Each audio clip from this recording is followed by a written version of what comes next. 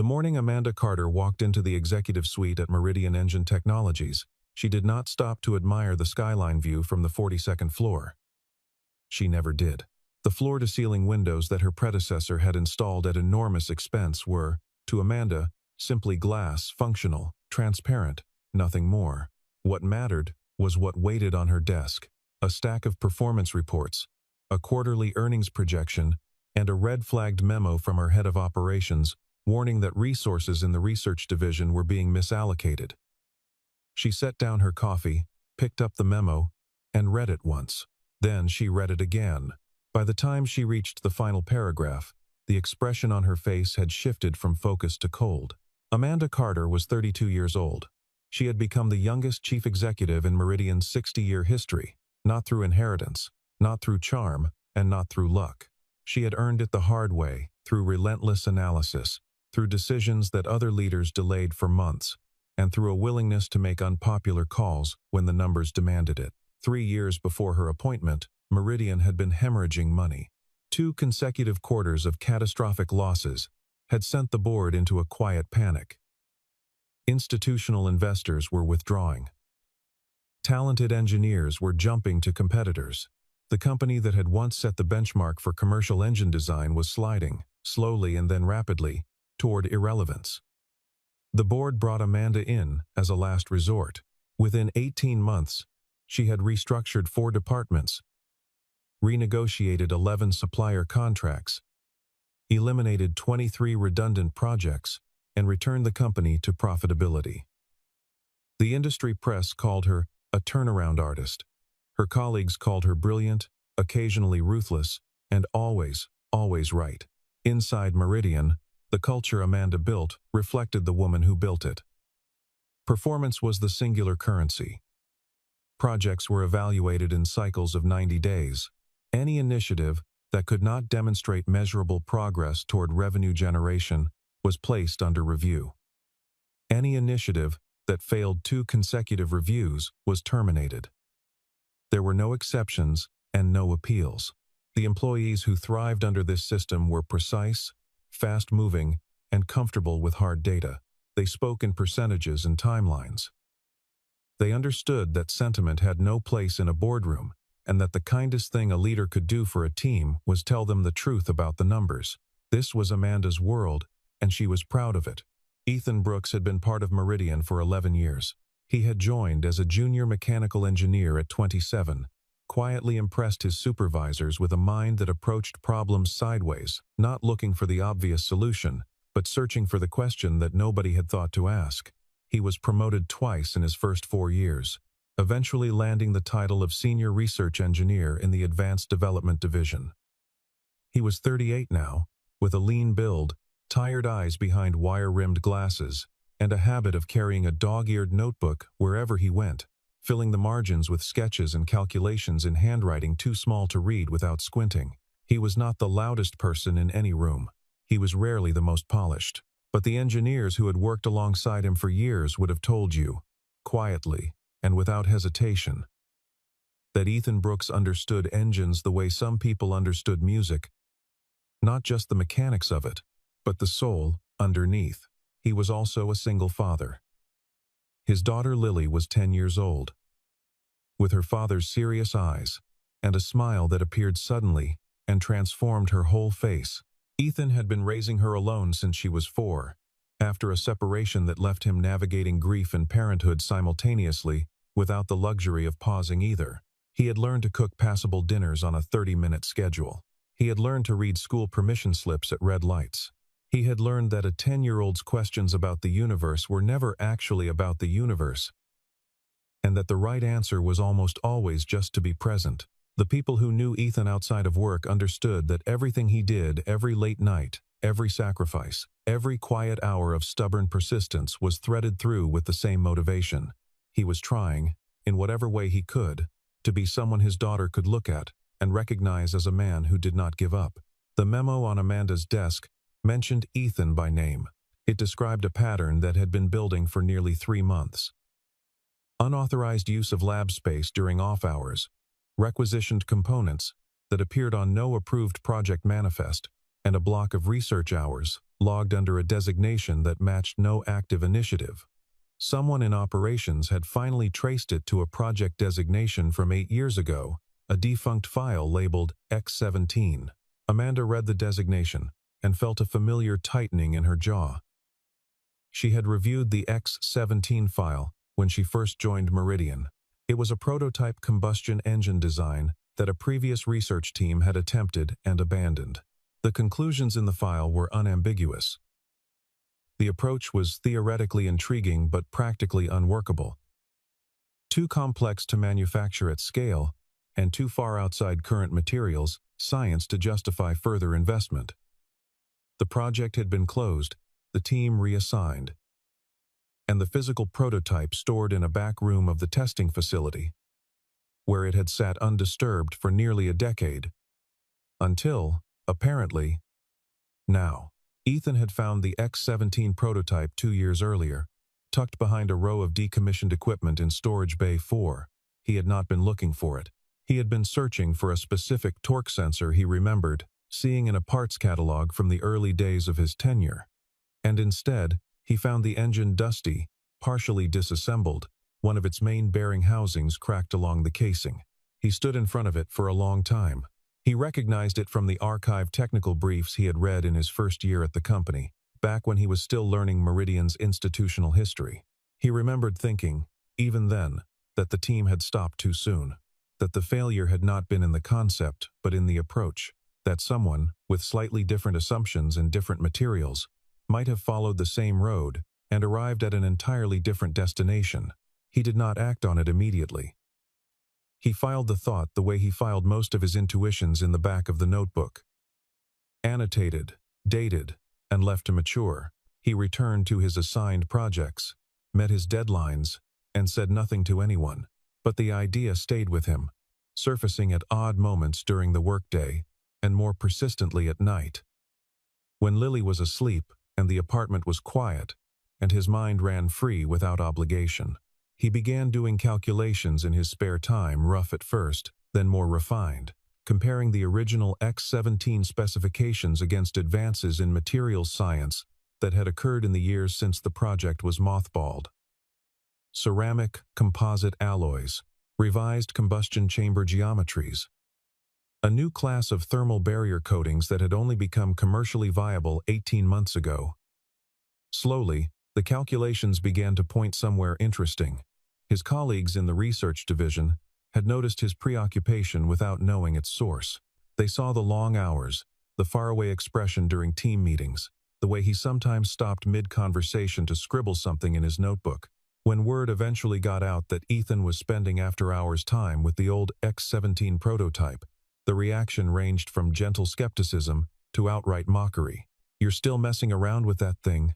a colleague named Marcus had asked one evening, leaning in the doorway of the lab with his arms crossed and a grin on his face. "That project died before some of our interns were born." Another engineer, Sandra, had said it more bluntly during a coffee break. "Ethan, that engine is a ghost. Nobody could make it work when the original team had 3 times the budget and twice the time. What makes you think you can do it in your spare hours with parts you pulled from the scrap bin?" Ethan had smiled and said nothing. He was used to this kind of response. His former mentor, a retired engineer named Dr. Harold Voss, who had spent 40 years in the industry before age and a bad hip finally slowed him down, had told him years ago that extraordinary ideas almost always arrived wearing the costume of bad ones. Dr. Voss had died the previous winter, leaving Ethan a box of technical journals and a handwritten note that said, simply, "The ones they laugh at first are worth finishing." Ethan kept the note folded in the back of his notebook. The memo had been specific enough to force Amanda's hand. She could not, in good conscience, let the situation continue without a direct conversation. She had built Meridian's recovery on the principle that every hour and every dollar had to be accounted for. And she was not prepared to make an exception, not for a promising engineer, not for an interesting idea, and certainly not for a project that had already been reviewed, evaluated, and declared dead by people who were more qualified than either of them to make that judgment. She blocked off time on her calendar for the following afternoon, informed her assistant that she would be visiting the research wing, and put the memo in her outbox. When Amanda walked into the testing lab the next afternoon, she found Ethan kneeling beside the X-17 prototype with a torque wrench in one hand and a set of calipers in the other, his attention so completely absorbed that he did not notice her until she was standing 3 feet away. The engine itself was a striking object even in its current state, roughly the size of a compact passenger car engine, its outer casing a patchwork of original components and newer parts that Ethan had sourced and modified by hand. There were sections where the original brushed aluminum had been polished back to a near-mirror finish. There were others where new ceramic-coated inserts had been fitted into the combustion chambers with tolerances so tight they required custom tooling to install. It did not look like an abandoned prototype. It looked like something that was being built. Amanda surveyed the lab for a moment before she spoke. "What exactly is happening in here?" she asked. Her voice was even, measured, giving nothing away. Ethan set down the calipers and stood, wiping his hands on a shop rag. He recognized immediately from her expression and her tone that this was not a casual visit. He took a breath and began to explain the revised combustion geometry, the thermal barrier modifications, the specific improvement in fuel-to-work conversion efficiency that his calculations projected if the design performed as modeled. He spoke quickly and precisely, the way he always did when he was trying to compress 3 years of thinking into a space that he sensed was already closing. Amanda listened without interrupting, her arms folded, her expression unchanged. When he finished, there was a silence that lasted several seconds. She did not ask follow-up questions. What she said was, "There is no approved project number for this work. The components you've requisitioned have not been charged to any budget line. The hours you've logged are unaccounted for on any active initiative. This is a resource allocation problem, and it needs to stop." Ethan had expected this. He had prepared for it. In a way, the same way he prepared for anything that felt like a door closing, by having something ready to say on the other side of it. He told Amanda that he understood her concern about process. He acknowledged that he had not followed the standard project approval protocol. He asked her, directly and calmly, for 2 additional weeks to complete the prototype configuration and run a controlled test. The preliminary calculations, he said, suggested a performance improvement that would justify the time. He slid a folder across the workbench toward her. Inside it were 40 pages of handwritten and printed technical analysis, organized by section and annotated with references. Amanda did not pick up the folder. She looked at it for a moment, then looked back at Ethan. "We don't make decisions based on preliminary calculations," she said. "We make them based on validated data from approved research programs.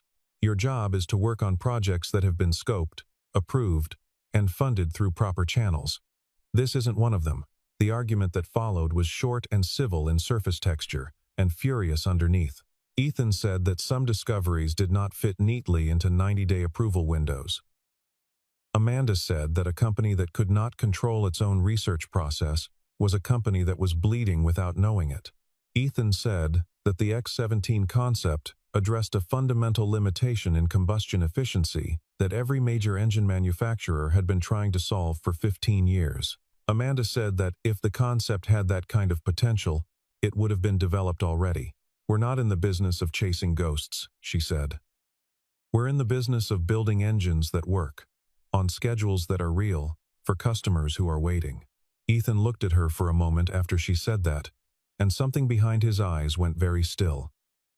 "Sometimes," he said quietly, "the breakthrough starts exactly where everyone else stopped looking." Amanda had already turned toward the door. The meeting the following morning was brief and formal. Amanda had spoken with legal and with HR the previous evening. She arrived at the Research Division conference room at 9 o'clock sharp, accompanied by the head of human resources and the operations director. 8 other employees were present, Ethan's immediate team, who had been called in without explanation. Ethan sat at the far end of the table, his notebook closed in front of him, his hands flat on its cover.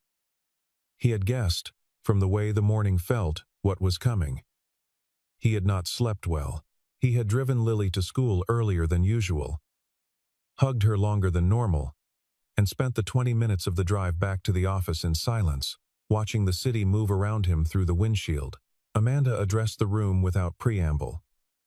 She outlined the policy violation. She described the unauthorized use of resources and the failure to comply with a direct directive from company leadership. She was precise. And she was fair. In the clinical sense, she stated facts rather than opinions. But when she reached the conclusion, it landed on the room like something dropped from height.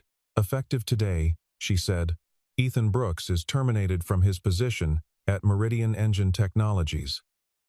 The silence that followed was the kind that has weight to it.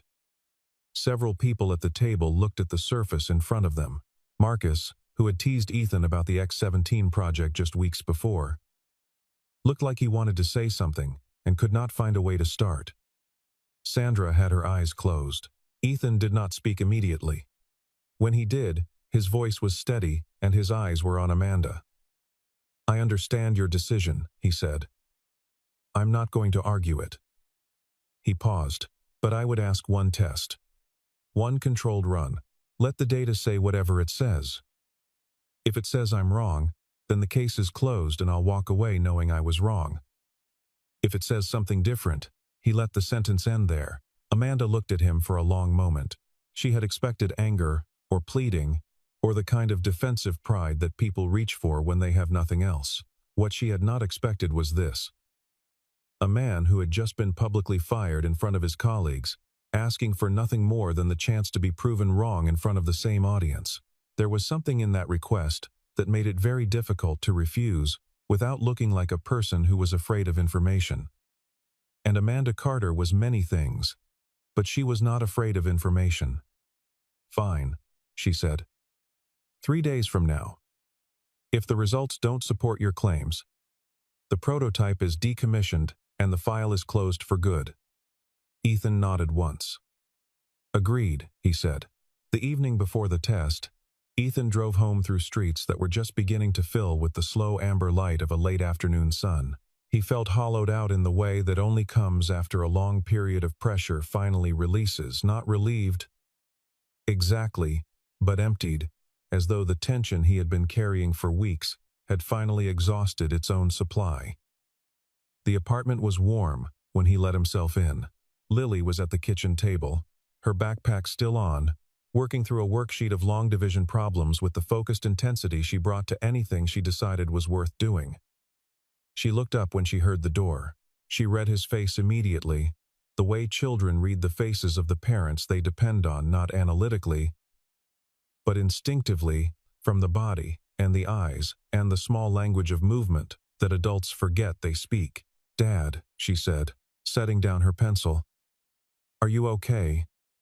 Ethan dropped his keys in the bowl by the door and sat down in the chair across from her. He told her, in simple terms, what had happened, that there was a test coming, that it was important, and that a lot of things depended on it going well. Lily listened with the patient attention she had inherited from him, asking no questions until he was done. Then she looked at him steadily and said, "Are you going to give up?" The question surprised him, not because it was unexpected, but because of the seriousness with which she asked it, as though the answer genuinely mattered to her, in a way that had nothing to do with engines or employment. "No," he said. "I'm not." "Good," she said, and picked up her pencil again. It was the most complete conversation they had needed. Ethan worked through the night. He went through every subsystem of the prototype, checking tolerances, verifying seals, recalibrating the fuel injection mapping, running a final computational model on the combustion chamber geometry. He worked with the particular quality of attention that comes only when a person understands that what they are doing cannot be undone by doing it again.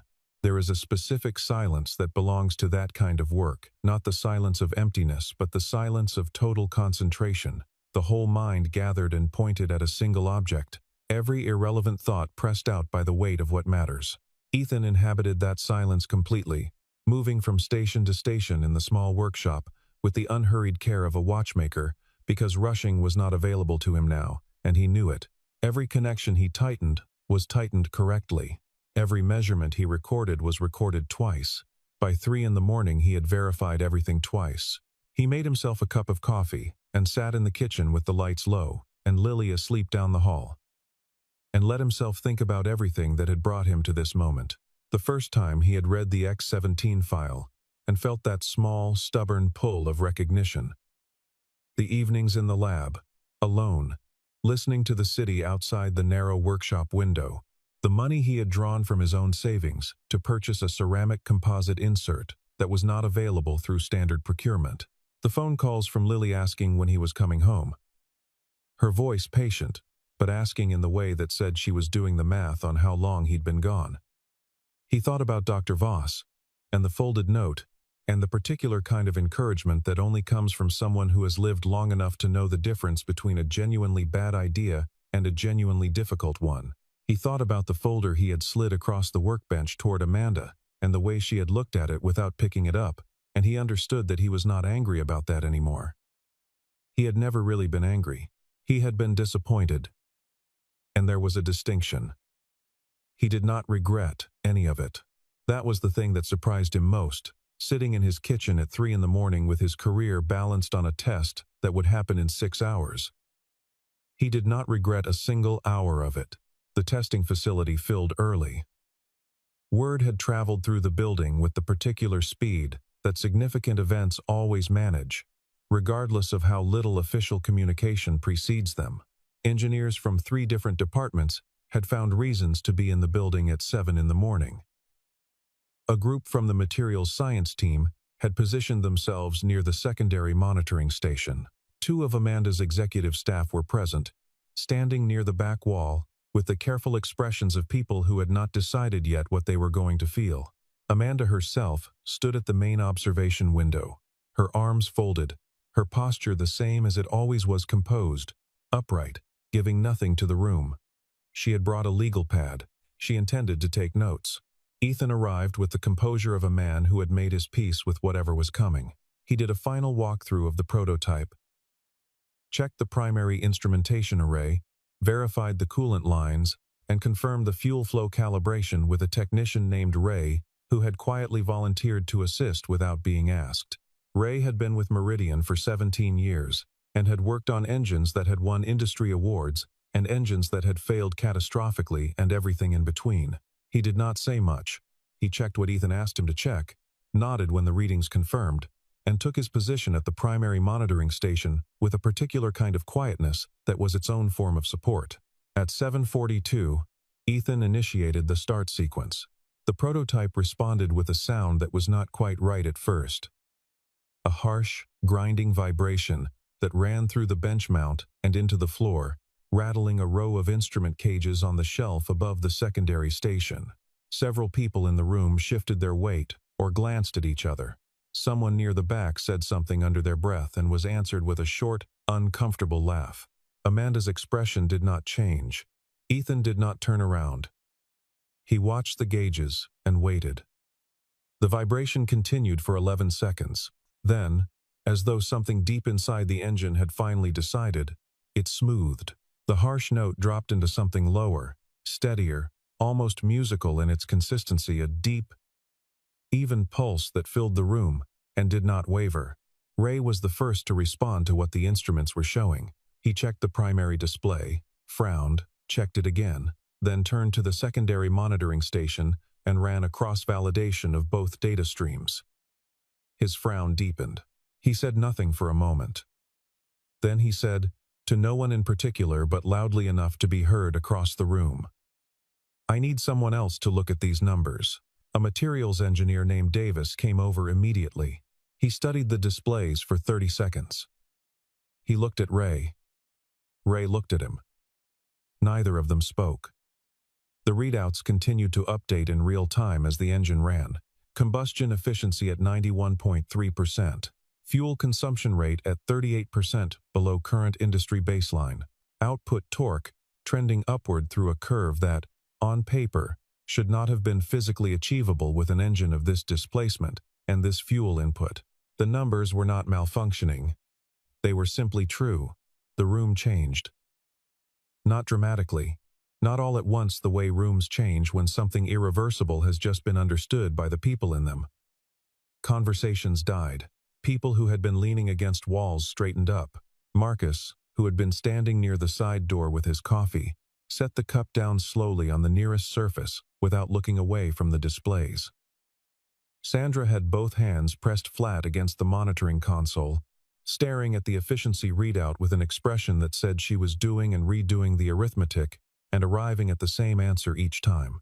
Someone said that can't be right, and then immediately fell silent, because it was right and they knew it. The engine ran for 40 minutes at full operating parameters. Its performance did not degrade. The numbers did not drift. Every metric that mattered told the same story in the same clear voice. This was not a marginal improvement. This was not an incremental refinement of existing technology. This was something of a different order entirely. Ethan finally turned from the gauges and looked at the room. He did not look triumphant. He looked tired and quiet, and relieved in the deep, settling way that comes after a very long wait. His eyes found Amanda. She was still at the observation window. She was still holding her legal pad, but she had not written anything on it. She was looking at the engine with an expression that Ethan had not seen on her face before, not the focused assessment she brought to quarterly reviews, not the careful composure she maintained in difficult conversations. Something older and less managed than any of that. She looked, for just a moment, like a person who had opened a door, expecting an empty room, and found it full of light. The independent verification process took 10 days. Meridian brought in 3 external engineering firms, each operating without knowledge of the other's involvement. All 3 conducted their assessments under controlled conditions, using their own instrumentation and their own methodologies. All 3 returned the same results, in different language and different formats, saying the same thing. The X17 modified prototype demonstrated a combustion efficiency improvement of between 31 and 34% over current industry benchmarks, depending on load conditions. The fuel consumption reduction was confirmed at 37%. The torque output figures were verified. There were no anomalies in the data, no measurement artifacts, no instrument calibration errors. The results were what the results were, and they were extraordinary. The industry learned about it the way major technical breakthroughs tend to be learned about, first through rumor, then through a carefully worded press release, then through a wave of coverage that gathered force and spread well beyond the trade publications into the financial press, and eventually into the broader media. The phrase that appeared most consistently across coverage was the one a veteran engineering journalist used in an editorial published 4 days after Meridian's official announcement: the engine revolution. It was a phrase that stuck because it was accurate. The technology in the X17 modified design did not represent a new feature or an incremental capability. It represented a fundamental re-examination of how combustion engines could be made to work, a shift in the underlying assumptions that had governed the field for decades. The coverage was extensive and rapid, and it brought with it consequences that arrived in Meridian's lobby almost before the articles had finished loading. Investment inquiries came in at a rate that overwhelmed Amanda's executive assistant within 48 hours of the announcement. 4 institutional investors, who had reduced their positions in Meridian the previous year, moved to reverse those decisions simultaneously. The stock price responded with the kind of single-session movement that analysts usually describe with words borrowed from meteorology. 3 major automotive manufacturers reached out within the first week to begin preliminary licensing conversations. A government research agency submitted a formal inquiry about a partnership related to next-generation transportation applications. The contracts being discussed had figures attached to them that, 2 weeks earlier, would have seemed like speculation. Amanda sat with all of this for a long time. Not the media coverage, not the investor calls. Those she handled with the same efficiency she brought to everything. What she sat with was the internal record. She had asked her assistant to pull every file associated with the X17 product, including Ethan's informal documentation, his procurement records, and the research notes she had declined to look at during their confrontation in the lab. She read through them over the course of 2 evenings, alone in her office after everyone else had gone home. The building was quiet. In a way it rarely was during working hours, the HVAC cycling softly, the distant sound of a cleaning cart in the hallway, The faint blue glow of city lights through the windows she never looked at. She sat at her desk and she read. She read the informal progress notes Ethan had kept in a series of digital logs that predated her tenure at Meridian. She read the procurement receipts, a pattern of modest purchases, mostly consumables and precision tooling, frequently charged to Ethan's personal payment method rather than the company account, which he had done, she understood now, to avoid scrutiny. She read the design annotations, dense with technical detail, that filled the margins of his printed reference materials. She did the math on the hours, comparing the timestamps in his access logs against his formal timesheet records, and understood with perfect clarity what the gap between the two numbers meant. The gap was enormous, hundreds of hours across 2 years, logged not as overtime and not as leave, but as simply absent from the formal record hours that existed only in the quiet evidence of access card scans at the testing facility, at 10, at night, at 11, at midnight, on weekdays and weekends alike. Hours that nobody had paid for, because Ethan had not submitted them. He had not submitted them because he had not been doing this for the compensation. He had been doing it because he believed it was true, and because he could not stop. What she felt when she reached the end of those files was not simple. She was not, by nature, a person who reached for the nearest available feeling. She analyzed. She assessed. She looked for the most accurate description of a situation and tried to hold it without flinching. What she found, sitting alone in her office, in the quiet of a building that had mostly emptied out, was something she recognized, but rarely allowed herself to name. She had been wrong. Not wrong in the small, technical sense of having misread a forecast or miscalculated a margin. Wrong in the larger sense, wrong about what was worth protecting, wrong about what constituted valid evidence, wrong about which question to ask when someone was telling her something she did not already know how to evaluate. She had looked at a man who was building something he believed in with his own hands and his own money and his own stolen hours. And she had seen only a process violation. She had been so certain that her framework for understanding value was complete that she had not paused to consider whether it had limits. She remembered the way she had cut Ethan off in the lab, the way she had stood with her arms folded while he tried to explain what he was doing. The way she had looked at the folder he slid across the workbench and chosen not to pick it up. She remembered the meeting, the formal language, the careful management of her own composure, the way the room had gone quiet when she announced the termination. She remembered Ethan's face. Not angry, not broken, just still, the stillness of someone who has already accepted the worst and is already thinking about what comes next. That stillness had not impressed her at the time. Now, understanding better who she had been looking at and what he had sacrificed to be standing in that room, she found it devastating. She made her decision the same way she made most decisions, quickly, once she was certain, and without theatrics. She did not call ahead. She drove herself, not a habit she had maintained since her first year as CEO. When a board member had suggested that executives of her level should not be driving themselves to meetings, she drove herself to the address on Ethan's employee file, a residential street 40 minutes from the office, and she parked her car at the curb and walked to the front door.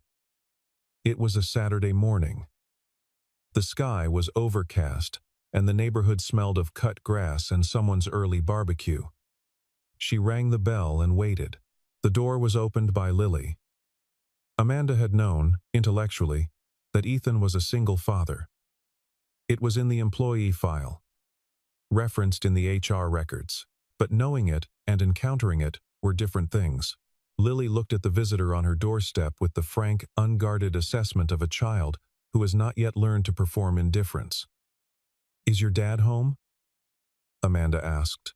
Lily looked at her for another moment, then stepped back and called into the apartment without turning around. "Dad, someone's here." The apartment was modest and orderly. There were books on shelves above a low sofa.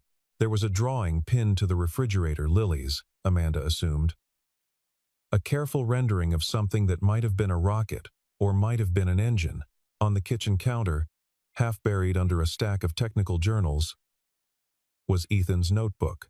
Ethan came out of the back of the apartment wearing jeans and a plain gray sweatshirt, looking, for the first time since she had known him, entirely like himself, not the professional version, Not the version that showed up to difficult meetings with steady hands and measured speech.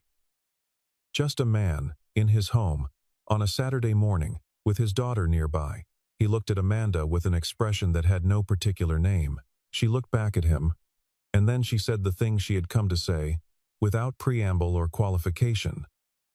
Because she had learned a long time ago that the preamble was usually for the speaker's benefit and not the listener's. "I was wrong," she said, "about the project, about my judgment of what you were doing, about the way I handled it." She paused.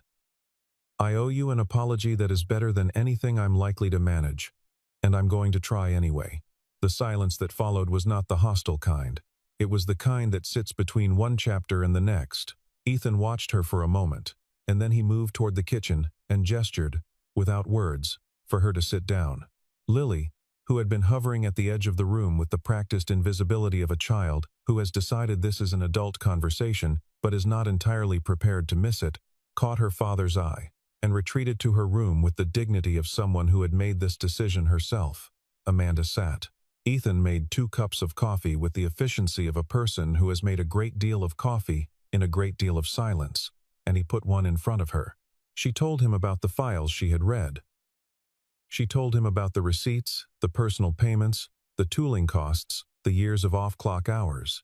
She told him that she had found, in his archived research logs, a note dated 18 months before he had been hired that referenced the X-17 design philosophy in terms that aligned almost exactly with the modifications he had eventually developed. She had been looking at a person who had been thinking about this problem for his entire career, and she had been unable to recognize it because she had been looking at a spreadsheet. She said this to him directly, and without softening it. She told him about the meeting she had convened and the faces of the people around the table when she announced the termination. And she told him that she had looked at those faces and felt certain she was doing the right thing. She did not know how to explain how that certainty had been possible, except that certainty of a particular kind has a way of insulating itself from contradiction. And she had been very certain for a very long time. Ethan listened with the same patience he had brought to every difficult moment she had seen him navigate. When she finished, he did not say anything for a long time. Then he said, "What are you asking?" Amanda told him. She was asking him to come back, not to his old position, to a new one, Director of Advanced Research, with full budget authority over a dedicated innovation program and a mandate to lead the X-17 technology through the global licensing and development process that was already beginning. She told him it was a significant role, and that she would understand completely if he needed time to consider it. Ethan looked at his coffee cup. Then he looked at Amanda. "I'll come back," he said. "But there's a condition." Amanda said nothing, which was how she indicated that she was listening. He told her what the condition was: that Meridian establish a formal innovation fund, available to any employee at any level, with a structured process for submitting early-stage ideas that would be evaluated on technical merit by a panel that included working engineers alongside executives. No idea dismissed on process grounds alone. No timeline requirement during the initial evaluation phase. A genuine mechanism for the kind of thinking that did not fit into quarterly cycles. He said it calmly and without apology, the way a person states something they have thought about very carefully and are certain is right. Amanda considered it for exactly as long as it deserved. "Yes," she said, "all of it, yes." What followed was not a single transformation but the accumulation of many small ones. The Innovation Fund launched 6 weeks after Ethan returned to Meridian. In the first quarter, it received 47 submissions from employees in 11 departments. 6 of those submissions were approved for preliminary development funding. 2 of them, within the following year, produced results that made it into the company's active development pipeline. The culture of the company did not change overnight. Cultures never do, but it shifted in the way that genuinely held shifts do, organically and without announcement, beginning from the point where a new principle had been publicly demonstrated to be true. Engineers began leaving their notebooks open on their desks again, the way people do when they are no longer worried about being seen having ideas that might not work yet. Conversations in the hallways changed registers, slightly less defensive, more exploratory. People who had been at Meridian for a long time and had learned to keep their stranger ideas to themselves began, tentatively at first and then with more confidence, to speak up. The X-17 technology moved through the verification and refinement process with a speed that surprised even Ethan. Within 8 months of the original test, a manufacturing specification had been developed in collaboration with 2 of Meridian's major supplier partners. Within 14 months, a licensing agreement had been executed with a large commercial vehicle manufacturer, followed by a second, with a defense contractor developing next-generation logistics equipment, and a third, with a marine engineering consortium exploring applications in large vessel propulsion. The financial impact on Meridian was significant enough to occupy the cover of 2 major industry publications in the same quarter.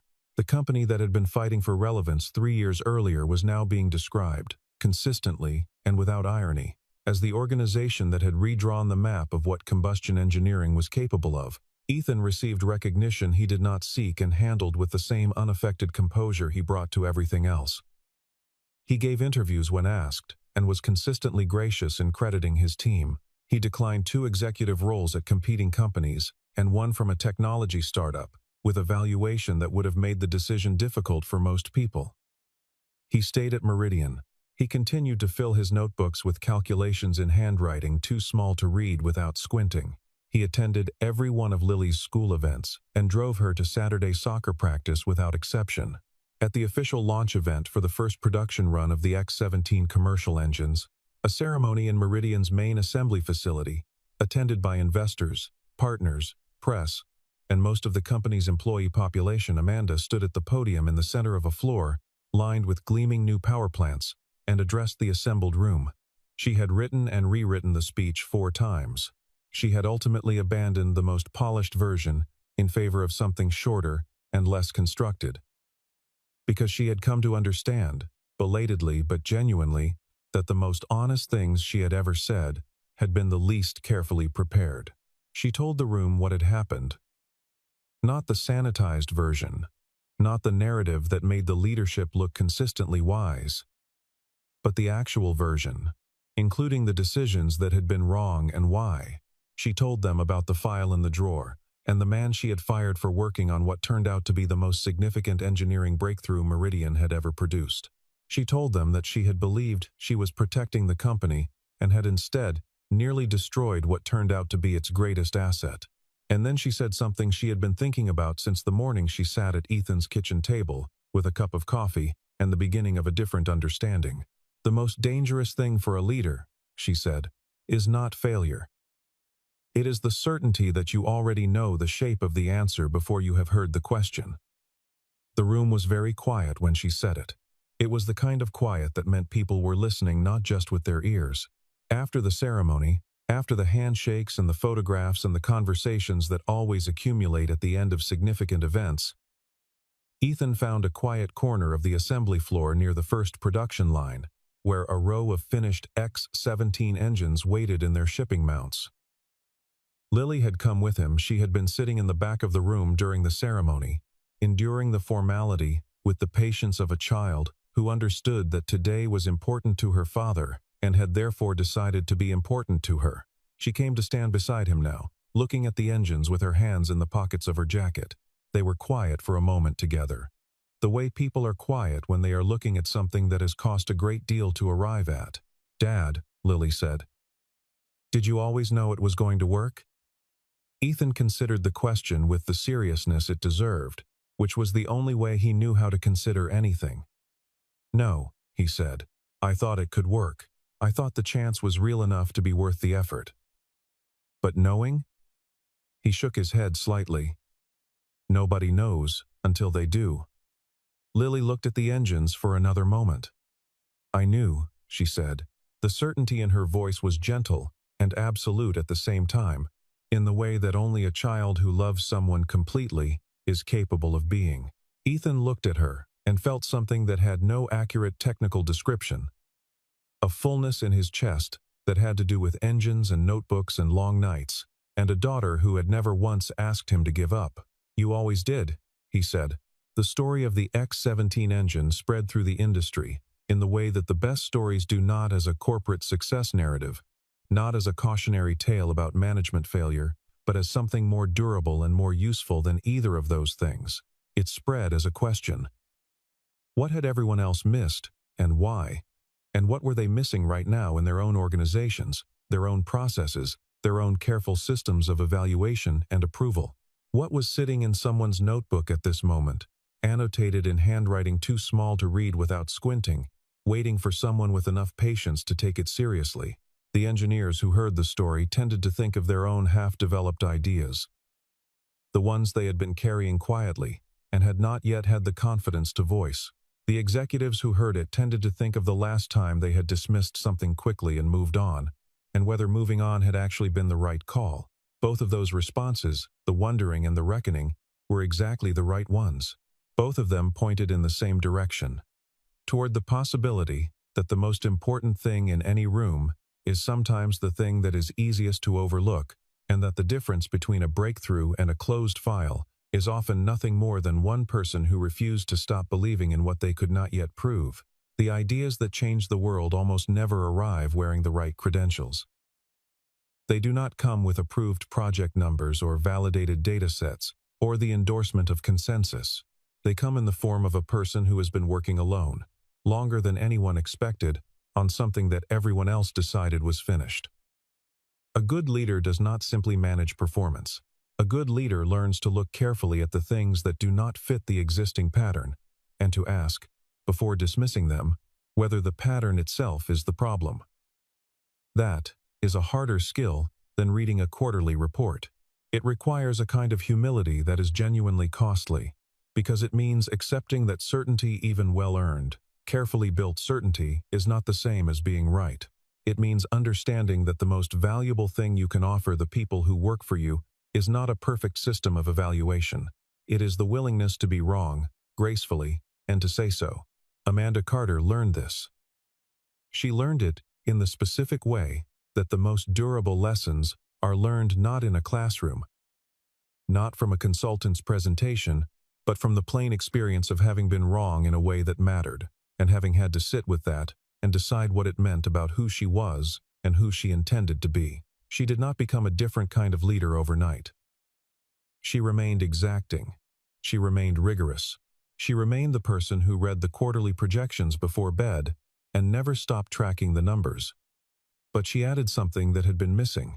She added the pause the moment before the conclusion, the second before the door closed, where she asked herself whether she had actually heard the thing she had just dismissed, or only heard the way it arrived. That pause, small as it was, changed everything it touched. Ethan Brooks went on to lead a research division that became one of the most respected in the industry, not because of the scale of its budget or the prestige of its publications, but because of what it produced. Engineers who were unafraid to follow an idea past the point where following it became uncomfortable. He never stopped carrying the notebook. He never stopped filling the margins. And on the first day of every new hire orientation, when the new engineers came into the building fresh and eager, and not yet worn down by the friction of large organizations, he told them the same thing, Dr. Voss had told him, the same thing the folded note still said, in handwriting he had memorized long ago. The ones they laugh at first are worth finishing. It was not a guarantee. It was something better than a guarantee. It was a reason to keep going.